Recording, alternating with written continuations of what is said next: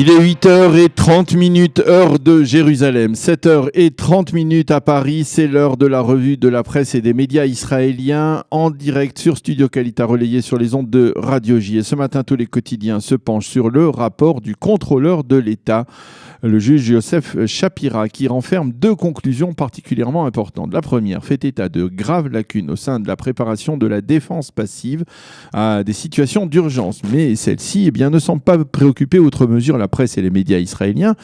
Par contre, la seconde, elle se rapporte à un marché qui aurait été conclu entre la police israélienne et la société que possédait Benny Gantz durant sa retraite militaire. Il s'agit d'une société appelée le 5e élément et cette société aurait permis à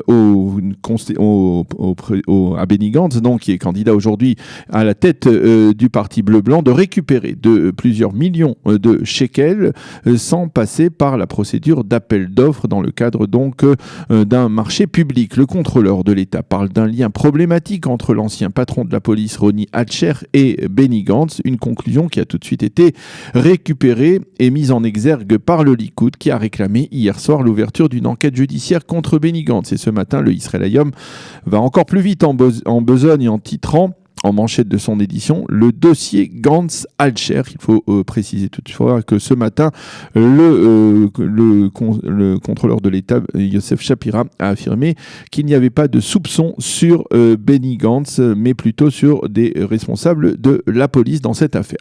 Amnon Lord, l'un des principaux éditorialistes du Israël Hayom, parle ce matin du dossier de 50 millions de shekels et il affirme qu'il y a là au moins une situation de fraude dans la relation entre Benny Gantz et Ronnie Alcher. Pourquoi? Lord lève le voile sur cette affaire et il explique sur la base du rapport du contrôleur de l'État que la société de Benny Gantz et de son associé Ran Ben Barak, qui est aujourd'hui comme par hasard dans la liste du parti bleu-blanc, cette société que dans le cadre de cette société, ils ont présenté à la police de fausses données pour obtenir donc un marché d'un montant de 4 millions de shekels. Ils ont prétendu disposer du produit qui a intéressé la police, alors que cela n'était pas encore vrai.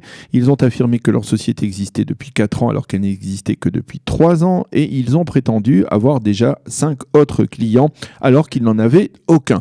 C'est ce que l'on apprend donc du rapport du contrôleur de l'État et Amnon Lord de souligner ce matin dans le Israël Hayom que dans le cas précis, le Likoud a un véritable case, case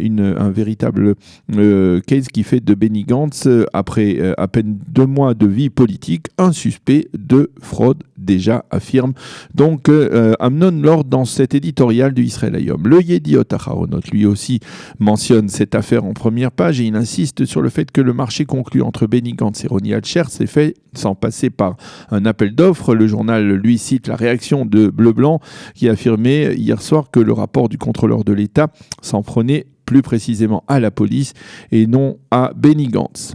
Mais si l'affaire de ce marché entre le 5e élément et la police israélienne est mentionnée donc en évidence ce matin, c'est tout de même la tension sécuritaire dans le sud qui reste dominante. Le Yediot Aharonot titre ce matin « Alerte le long de la barrière de sécurité qui sépare Gaza d'Israël » et une alerte en perspective des manifestations de samedi qui vont marquer le premier anniversaire de la marche du retour et de la journée de la terre. On se prépare en effet au sein de la Défense nationale à des émeutes de grande envergure durant le week-end prochain et l'on envisage sérieusement un scénario d'escalade de la violence. Selon le site Ynet, ce matin, Tsahal va déployer des milliers de snipers, de tireurs d'élite le long de la barrière de sécurité afin de dissuader les manifestants palestiniens de tenter de la franchir et de pénétrer en territoire israélien. Et pour maîtriser un tel cas de figure, Tsahal a déployé d'importantes forces militaires. Il s'agit essentiellement des brigades de fantassins de Golani et des parachutistes de l'armée israélienne et également de nombreux blindés que l'on voit sur la photo principale qui orne la une du Yediot Aharonot de ce matin et que l'on retrouve également la même en une du Israël Hayom. Un Israël Hayom qui donne la parole ce matin à ses éditorialistes autour de ce sujet, ou plus précisément autour du premier anniversaire des manifestations du Hamas à Gaza. Yoav Limor, l'expert militaire d'Israël Hayom, affirme que durant toute cette année, chaque parti a tenté d'agir avec sa tête, avec son esprit, plutôt qu'avec ses tripes, et que cela, selon lui, a bénéficié aux deux parties. Le Hamas, d'une part, qui a fait parler de lui et a mobilisé une partie de la communauté internationale à ses côtés, même s'il n'a pas obtenu de nombreux acquis, et de l'autre côté, Israël, qui a réussi à maîtriser ces provocations du mouvement terroriste à moindre prix. Il n'y a pas eu de perte civile du côté israélien durant cette année. C'est un succès, même si la vie des habitants du Sud ne s'est pas améliorée. Bien au contraire, écrit ce matin d'ailleurs ces habitants israéliens du pourtour de la bande de Gaza et expriment dans le Israël Hayom le sentiment qu'ils ont été abandonnés par la direction de l'État d'Israël, un État d'Israël qui est censé garantir leur sécurité. Les quotidiens israéliens nous montrent ce matin une photo du leader politique du Hamas, Ismail Haniyeh, qui s'est rendu hier sur les ruines de son bureau, qui a été détruit, vous le savez, par l'armée de l'air israélienne.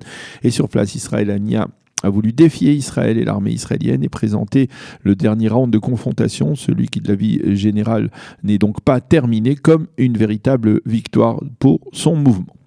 La manchette du site du Maariv, elle, se rapporte à un développement de la nuit dernière, alors que le Conseil de sécurité devait entamer des débats sur la décision américaine de reconnaître la souveraineté israélienne sur le plateau du Golan. La Syrie, elle a accusé Israël d'avoir bombardé des positions iraniennes dans la proximité de la ville d'Alep au nord de la Syrie. Il s'agirait de bunkers d'armes qui auraient été détruits par des avions de l'armée de l'air israélienne.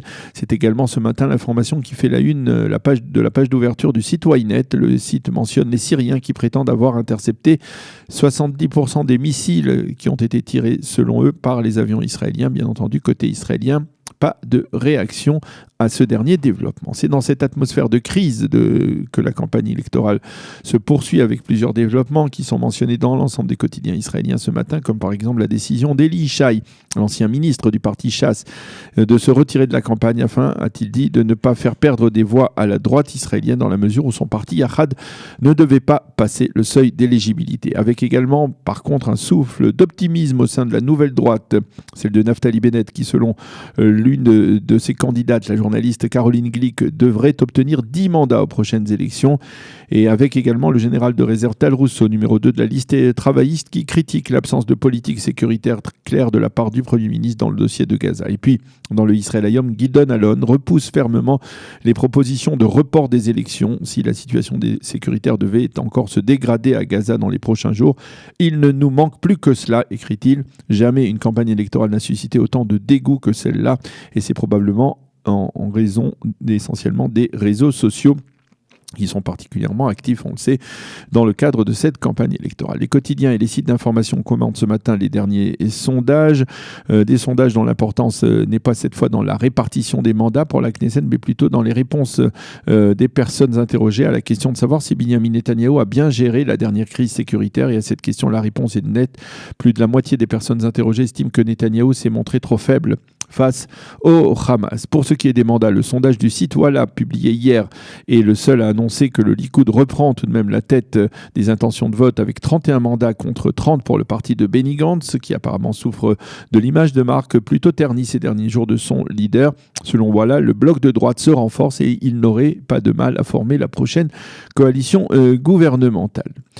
Et puis avant de refermer cette revue de la presse, un titre plutôt impressionnant mais heureux, en dernière page du Yediot Aharonot de ce matin. Il y a 2 ans, Aaron et Odaya Chacham, de jeunes Israéliens d'une trentaine d'années, avaient eu la joie de donner naissance à des quadruplés, 2 garçons et 2 filles, qui se portent bien toujours aujourd'hui.